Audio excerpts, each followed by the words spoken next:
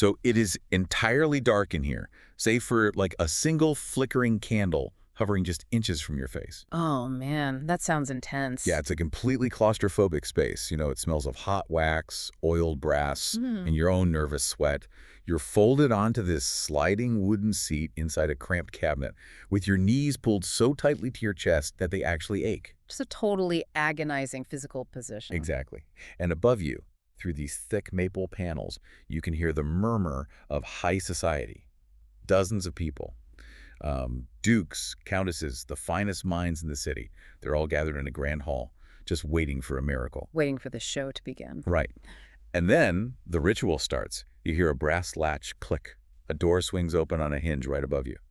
And moving with the kind of desperate precision of a cornered animal, you silently slide your little seat back along a greased iron rail. You're just holding your breath in the dark. You really are. And the light from the grand hall spills into the cabinet. But it only catches an intricate array of polished brass gears and whirring cylinders. It never actually catches you. Because you're perfectly hidden. Exactly. The door closes. Another latch clicks on the other side. You slide again, contorting your spine, tucking your legs behind a false wall of cogs. A drawer is pulled out above your head, and you can hear the crowd leaning in. They're trying to figure it out. Yeah, they're whispering, marveling at the sheer density of the machinery. And they are all collectively deducing that there is, simply no physical room for a human being inside this box. It's mathematically impossible. Which means to them, the machine has to be real. Right. They conclude that this wooden puppet sitting on top of the cabinet must genuinely possess a mind of its own. But you know the trick. The undeniable proof they're being handed is actually the lie. It's all misdirection. Total misdirection. You are a brilliant, world-class human chess master, but when the game begins, no one will ever marvel at you. They will only marvel at the wooden puppet you are secretly operating. And, the demonstration itself, that whole ritual you just described, is really the deepest layer of the deception. It's the psychological hook. Exactly. Once those cabinet doors close, you just sit in the sweltering dark, hidden where no one will ever look.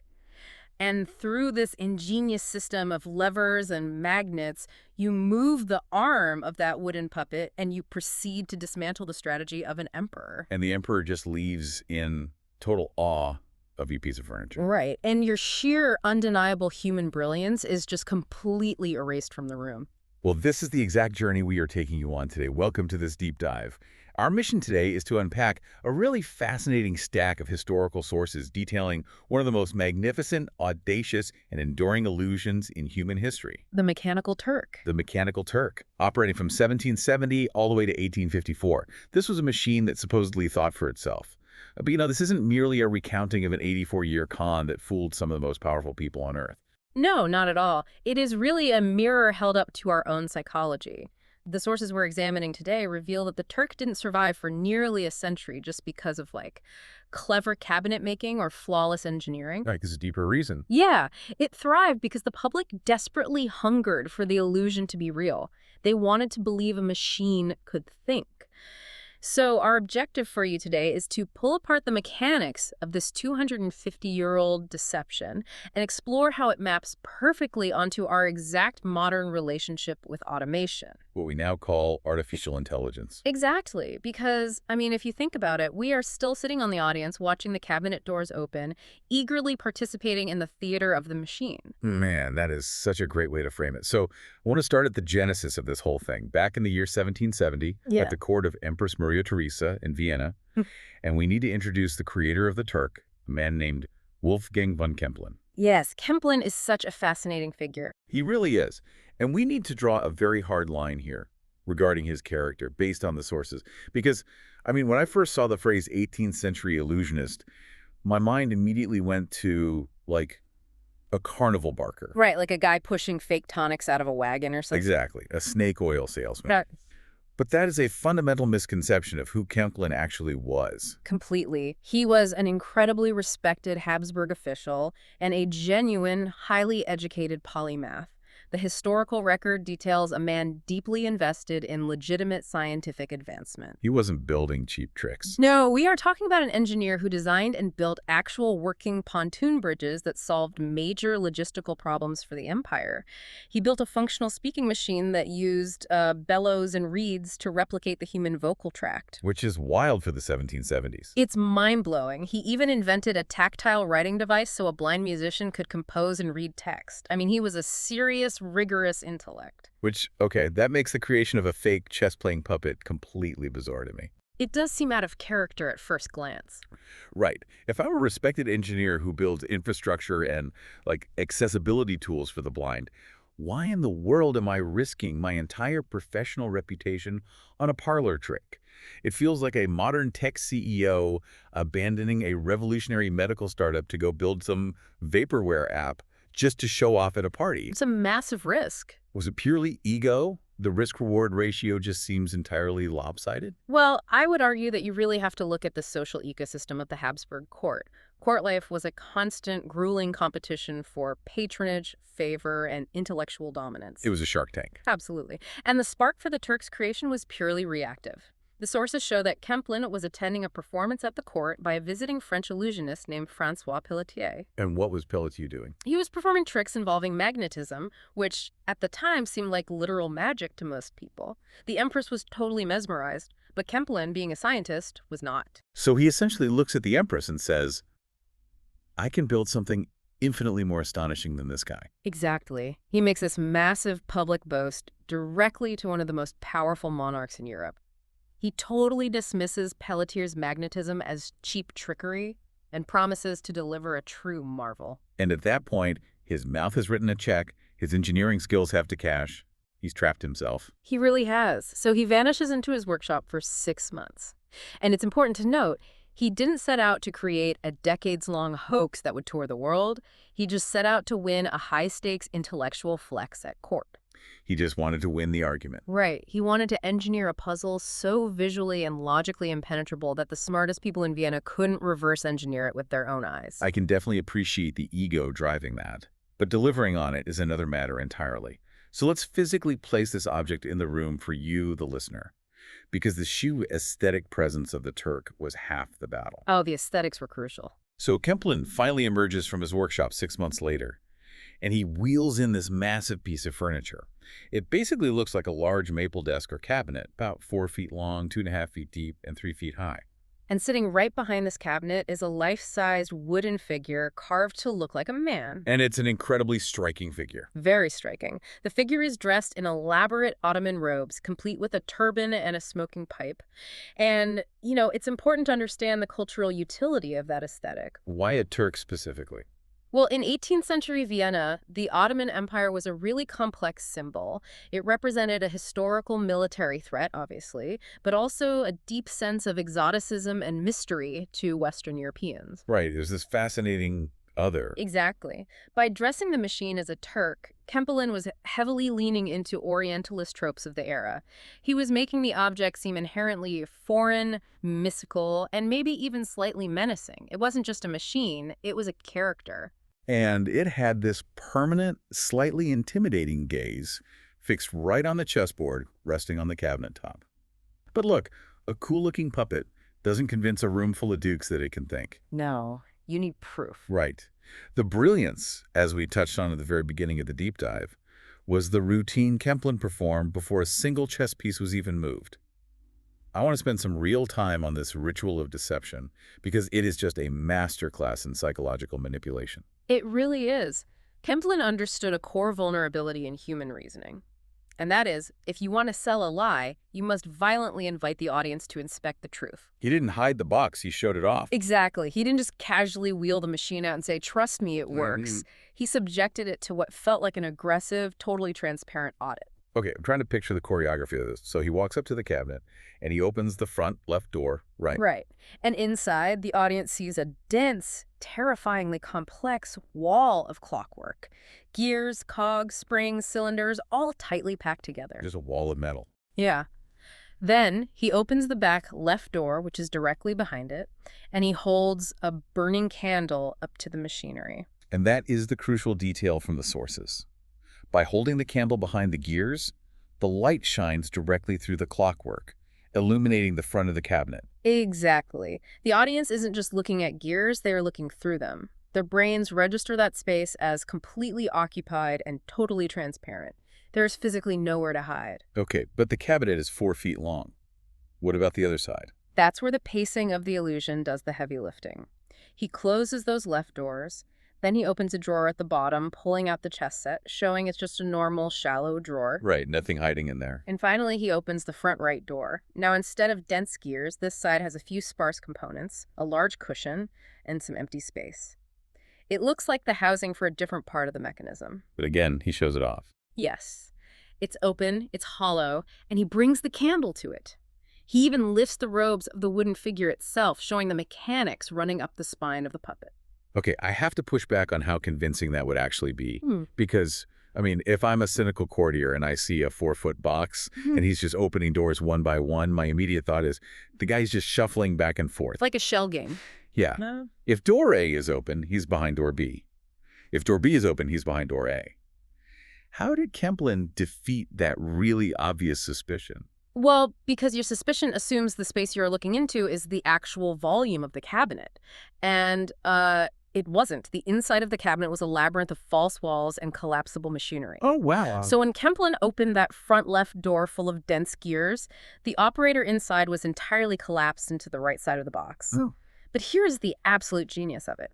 When Kempelen closed the left doors to go open the right side, the operator didn't just slide over. What did they do? As the operator slid their seat along the rails to the left side, they pulled a series of internal levers.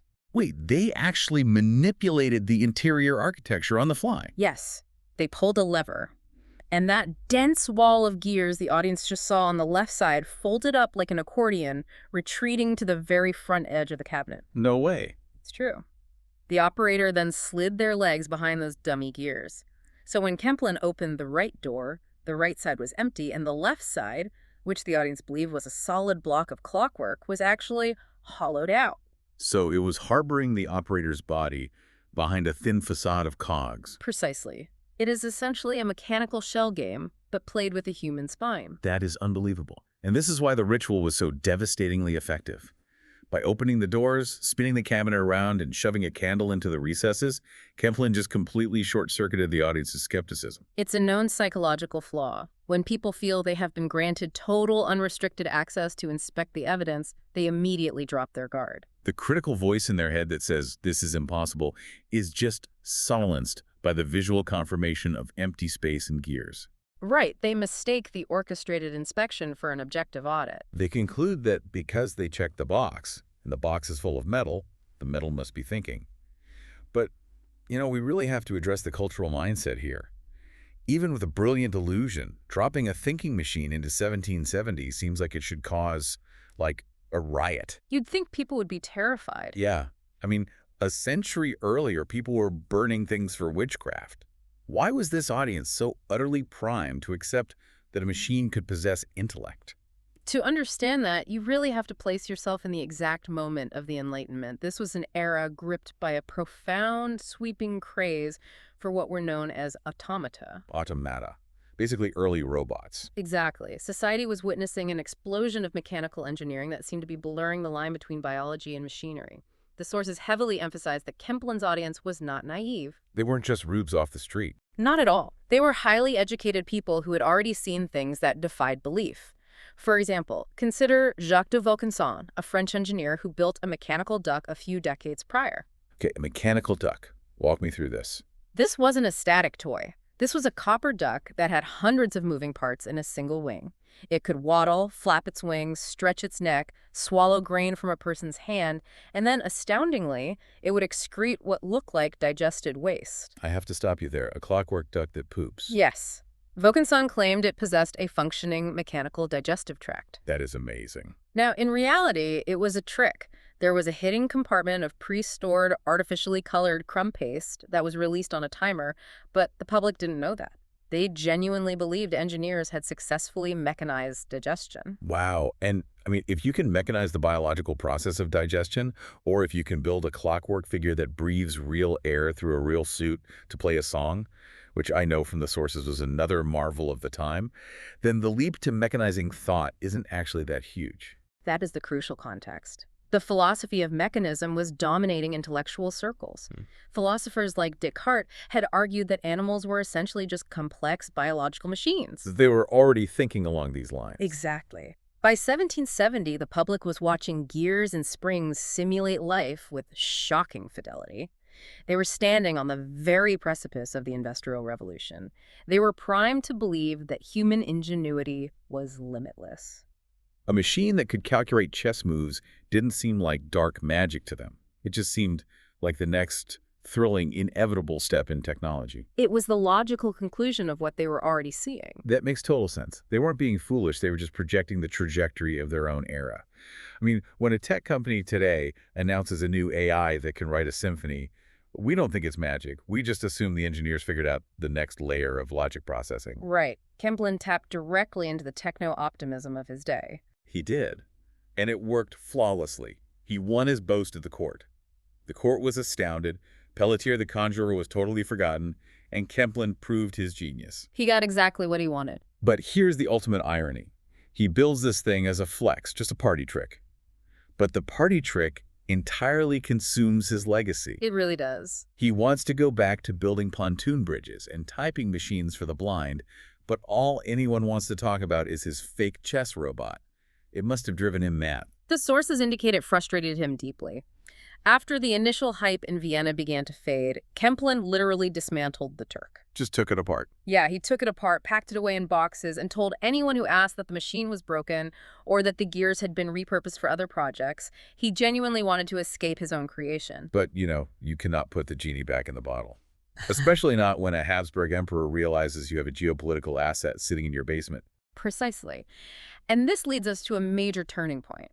Fast forward to 1781. Emperor Joseph II of Austria is hosting a massively important diplomatic guest, Grand Duke Paul of Russia. High-stakes diplomacy. Very high stakes. The emperor is looking for ways to dazzle the Russians, to show off the intellectual and cultural supremacy of the Austrian court.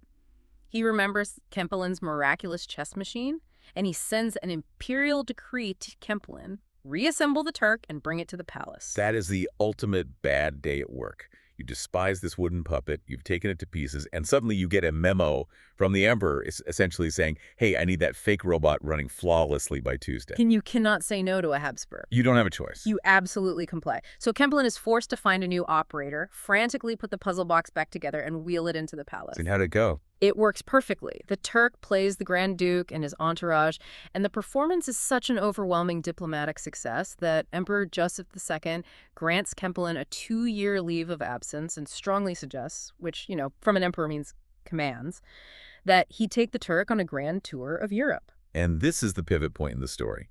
We transition from a local court curiosity to an explosive continent-spanning phenomenon. The tour goes through Germany, but I really want to focus on the conquest of Paris in 1783, because this is where the Turk transcends being a mere machine and becomes a true celebrity. Paris was the intellectual capital of the world at this time, and Kempelen sets up his demonstrations at the Café de la Régence. Which was a big deal, right? Huge. This wasn't just any coffee house. This was the absolute epicenter of chess in Europe. It was where the greatest minds gathered to play, debate, and philosophize. Bringing a chess-playing machine to the Café de la Régence was like walking a new gunslinger into the toughest saloon in town. He's taking on the heavyweights. And he doesn't shy away from the competition either. Eventually, the Turk is challenged by François-André Denikin-Philidor. And for context, Philidor wasn't just a good player.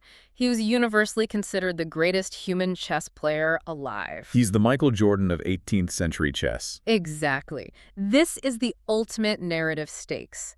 The pinnacle of human intellect facing off against the pinnacle of mechanical intellect. So they play. The match happens at the French Academy of Sciences. And this is a fascinating moment from the sources. The Turk actually loses to Philidor. It does. Which, logically, I would think should shatter the illusion. Yeah. I mean, if I am watching a machine made of gears and math, I expect mathematical perfection.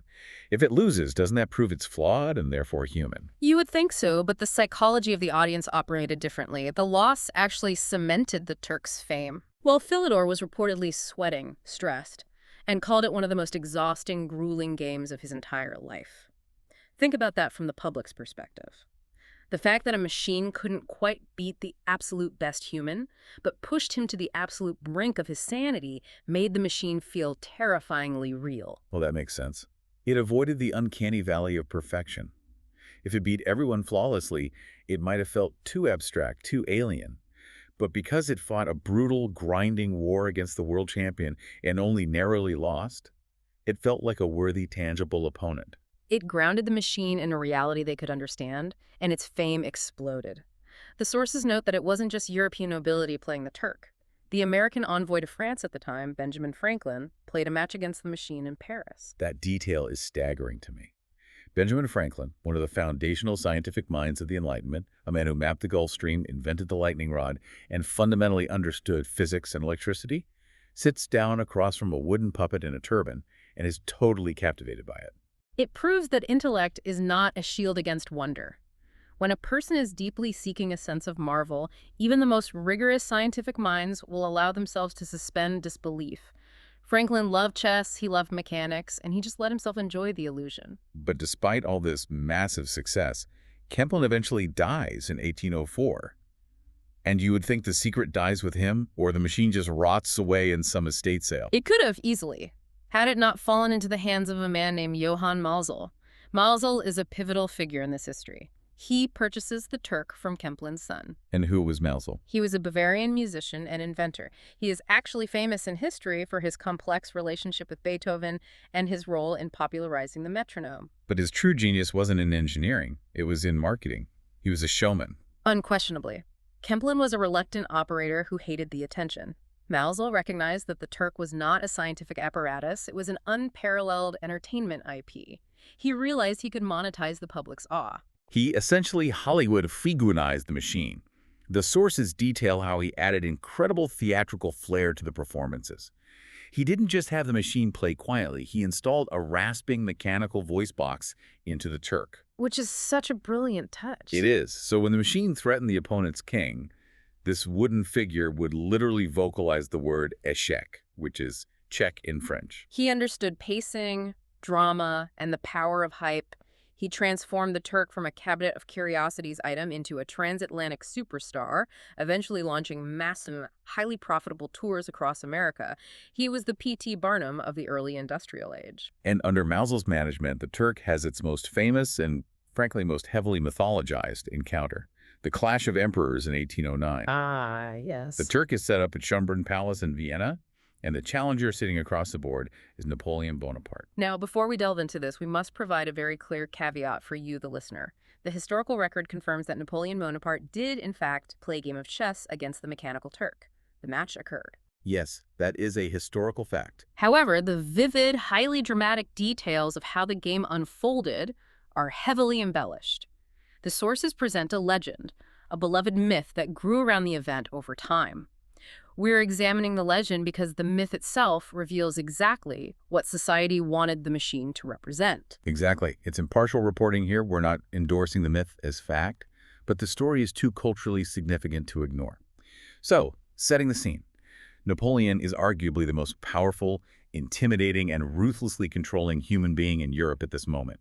He dictates the borders of nations. But Napoleon famously hates playing by other people's rules. Right. So he sits down at the board, the game begins, and Napoleon deliberately makes an illegal move. He moves a piece to a square it mathematically cannot go to just to see what the machine will do. And according to the legend, the machine does not freeze. It does not wait for a human arbiter to intervene. The Turk's wooden arm whirs to life, reaches out, picks up the piece Napoleon moved illegally, and firmly places it back on its original square. It corrects the emperor. A wooden puppet scolding the conqueror of Europe. But Napoleon, being Napoleon, tries it again. He makes a second illegal move. The Turk corrects him again. He makes a third illegal move. Showing his luck. Yeah. And this time, the legend says the Turk sweeps his wooden arm violently across the board, knocking every single piece onto the floor, effectively flipping the table and refusing to play with a cheater. And Napoleon is reportedly highly amused by this. I mean, I want to analyze why this specific embellished story became so wildly popular across Europe. What does this legend say about the public's relationship with power? It feels like the ultimate fantasy of an equalizer. You can have the largest army in the world, you can intimidate kings, you can rewrite laws, but a box of brass gears does not care about your titles. It only cares about the immutable laws of chess. That is the core of it. By projecting reasoning onto this machine, the public was also projecting a fantasy of pure, incorruptible objectivity. Right. A machine cannot be bribed. It cannot be flattered. It does not fear the guillotine or the firing squad. The public relished the idea that human arrogance, even at the terrifying level of Napoleon Bonaparte, could be checked and humbled by the cold, flawless logic of engineering. Is a perfectly safe way for a subjugated public to watch a tyrant get publicly slapped on the wrist. It's a great myth because it feels so satisfying. I love that interpretation. We want machines to be the impartial judges we know humans can never be. But let's pull the camera back. We spent a lot of time on the dazzling public-facing celebrity of the Turk. It's playing emperors, founding fathers, and everyone is cheering. But there is a dark, incredibly cramped reality inside that cabinet. A real story. Let's shift our focus to the ghost in the machine. Because, you cannot run an illusion for 84 years without skeptics trying to tear it down.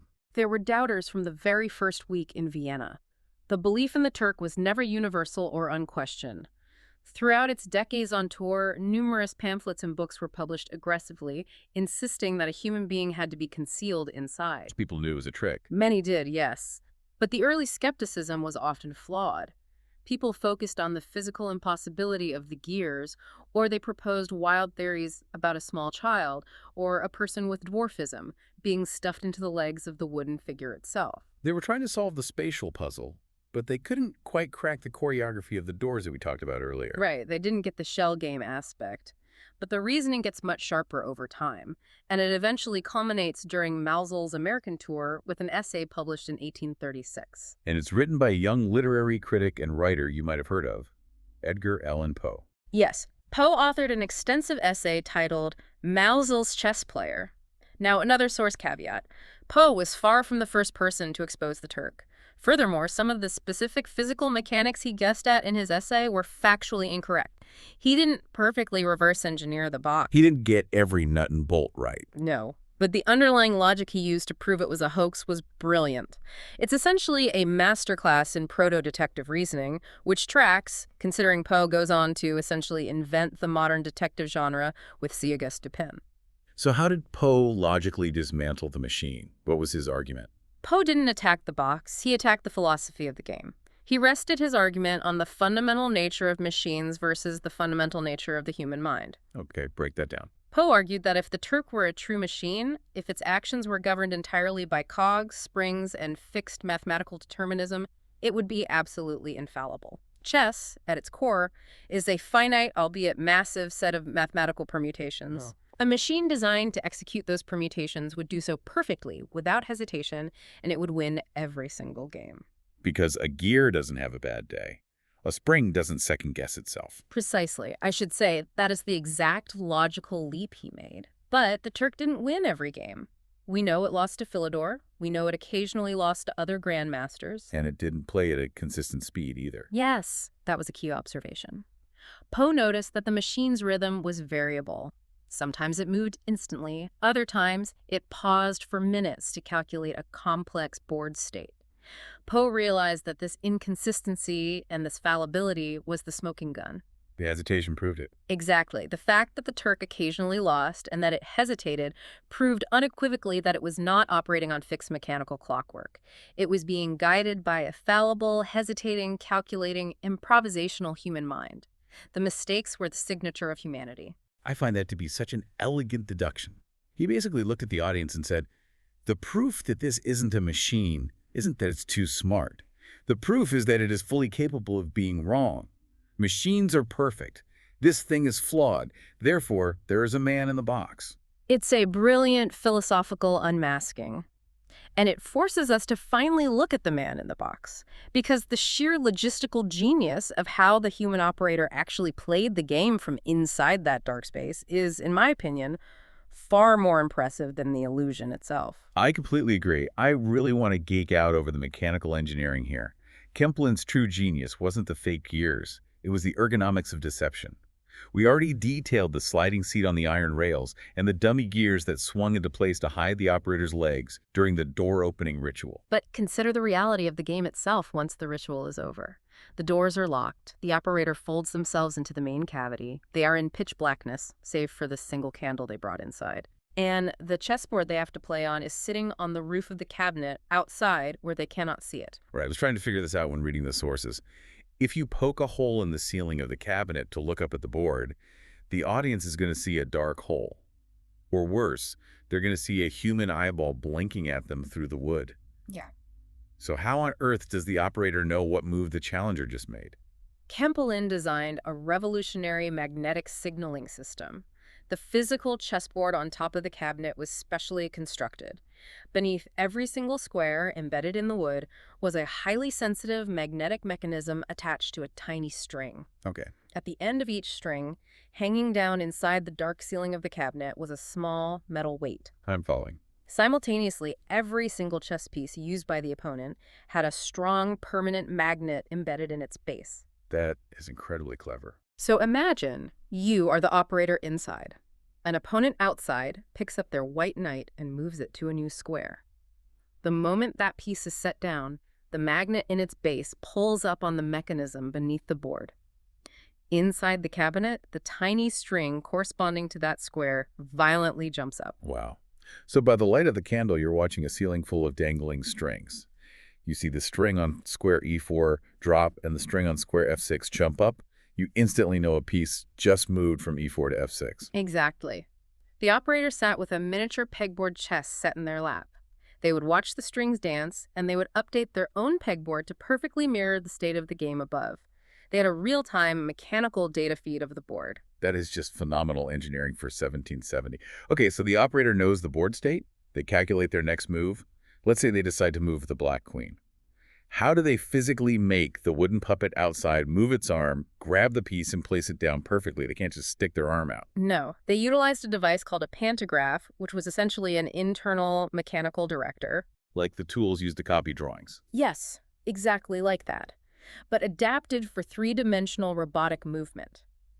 Inside the cabinet, attached to the operator's pegboard, was a complex metal armature. When the operator decided on a move, they would grab a stylus attached to this armature and insert it into the hole of the square they wanted to move from on their lap board. And because of the levers, moving that stylus inside physically moves the wooden arm outside. It was a one-to-one mechanical translation. The operator moves the stylus to the queen on their lap. Above them, the wooden Turk's arm swings over the physical queen. But how does it pick it up? The operator squeezes a trigger on the stylus. Above, a complex system of spring-loaded cables runs through the Turk's arm, causing its wooden fingers to firmly grip the piece. The operator moves the stylus to the new square, and the wooden arm mirrors it perfectly, setting the piece down. It is essentially an 18th century analog mech suit. That's a perfect way to describe it. The level of engineering required to calibrate those levers so that the wooden hand doesn't just smash the pieces into splinters is mind-blowing. But let's think about the physical toll this took. You have a human being trapped in a sealed wooden box. They are frantically working a complex lever system. They have a burning candle eating up the oxygen and producing heat and smoke. How did they not suffocate, and how did the audience not see smoke pouring out of the box? The environmental controls were just as clever as the chess mechanics.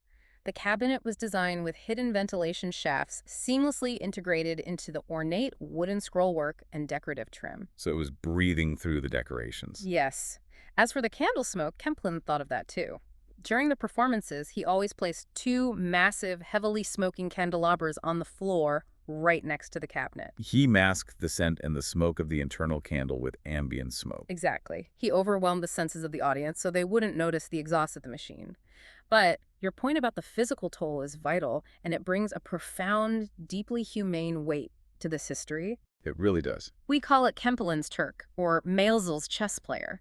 We name it after the men who owned the box.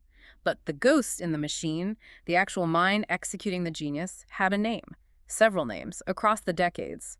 The sources list the brilliant human beings who were hired, hidden, and exploited to power this device. Let's name them. Johann Alger, Jacques Murray, William Schlumberger. These were not just random guys pulled off the street. These were genuine top-tier chess masters. They were among the most brilliant strategic minds of their respective generations. And their brilliance was entirely erased from the historical narrative during their lifetimes. They were sworn to secrecy, they lived in the shadows of the tours, forced to pretend they were merely roadies or assistants to Melzel. I really want you, the listener, to pause and put yourself in their position. Imagine being a chess master. You have spent your entire life studying strategy, honing your mind to a razor's edge. You possess a rare, spectacular genius. It's a lonely kind of brilliance. It is. Now imagine having to execute that genius while locked in a sweltering dark box, breathing wax smoke, cramped in unnatural positions, desperately pulling heavy levers. You calculate 20 moves deep, you completely dismantle the strategy of a king or an emperor, and you deliver a crushing checkmate. You hear the crowd erupt in applause. But sitting in the dark, that not a single clap is for you. Exactly. A wooden dummy with painted eyes is getting all the credit for your lifetime of dedication. It is an agonizing intellectual sacrifice. What does that do to a person's psyche? To know you are a genius, but to be structurally forced into invisibility? The sources hint at the tragic lives of these operators. Many of them struggled deeply. Yeah, Jacques Moret reportedly struggled with severe alcoholism. You are trading your identity and your dignity for a paycheck and the perverse, lonely thrill of being the secret architect of a deception. The world marveled at a mind that wasn't actually there, and society never once bothered to wonder about the human mind that was being consumed to produce the illusion. They demanded a machine, so brilliant men were forced to become ghosts. That transition from the exposure of the secret to the tragic reality of the operators to the ultimate fate of the machine bridges this entire historical narrative directly into our present day. Let's look at how the physical story of the Turk ends. The decline of the machine is rather pathetic, honestly. Johann Mausel, the great showman, eventually overextends himself. He falls into deep debt, his tours stop being profitable as the secret becomes widely known, and he dies at sea in 1838, completely broke. And what happens to the Turk after he dies? After his death, the Turk is sold off, it drifts through various hands, it loses its cultural luster. Thanks to essays like Poe's and widespread newspaper reports, the secret is an open one. Everyone knows there's a guy in there. Right. The public generally knows there is a man inside, so it shifts from being an inexplicable miracle to just a neat piece of retromechanical trickery. It eventually ends up sitting in the Chinese Museum in Philadelphia. And tragically, in 1854, a massive fire breaks out in the museum. The mechanical Turk, this incredibly complex artifact of human ingenuity, deception, and engineering that toured the globe and captivated the world for 84 years, is caught in the blaze. It is burned to absolute ashes. But the fire only destroyed the maple wood and the brass gears. It did not destroy the underlying desire. And this brings us to the core thesis of our sources and the entire reason we felt compelled to do this deep dive with you today. This is the big takeaway. The illusion of the Turk only worked because the public wanted to believe it, and that psychological hunger did not burn in 1854. This is the modern echo, and it is honestly chilling. 2.5 centuries after Kempelen wheeled his wooden puppet into a Viennese court, a modern technological behemoth Amazon launched a digital crowdwork platform, and they named it, with stunning audacity, Amazon Mechanical Turk. When I read that in the research, I actually had to put my notes down. It is so brutally on the nose. It's almost funny how transparent it is. The transparency is the point. Amazon Mechanical Turk is a digital platform where businesses can farm out massive amounts of microtasks that are incredibly difficult for computer algorithms to do accurately, but are very easy for human brains to process. Like what kind of tasks? We are talking about tasks like identifying specific objects in a blurry photo, categorizing emotional sentiment in a tweet, or transcribing a messy, overlapping snippet of audio. The company's own cheerfully honest slogan for this service, at least in its early days, was artificial intelligence. I cannot get over that phrase. Yeah. Artificial intelligence. They are openly telling you what it is. You, as a business, buy a service that appears to the outside world as seamless, instantaneous, algorithmic AI. You feed data in and sorted data comes out. What in reality? But in reality, behind the API, there are thousands of hidden human beings sitting in their own digital cabinets, in living rooms, coffee shops, and internet cafes around the world, quietly performing the cognitive labor for pennies per task. The theater of automation has never left us. We haven't evolved past the trick. We just digitized the cabinet. We are still so incredibly eager to credit the magical algorithm, the mystical AI, and we completely, willingly forget the massive hidden human labor force that is furiously sorting the data, tagging the images, and training the models behind the scenes. We want the machine to be real, just as badly as the courtiers in Vienna did. The habit of ignoring the human in the box is a deeply entrenched 250-year-old tradition.